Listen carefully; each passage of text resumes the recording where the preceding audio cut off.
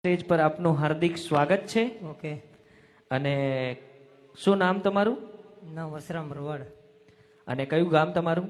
ગામ મોરબી. આજે કયું ગીત ગાવાના? ગિરધર લાલજી. ગિરધર લાલજી, વાહ, તમારા ગિરધર લાલજી, તમારા ગાતો ગુજરાતી ટીમ તરફથી ઓલ ધ બેસ્ટ.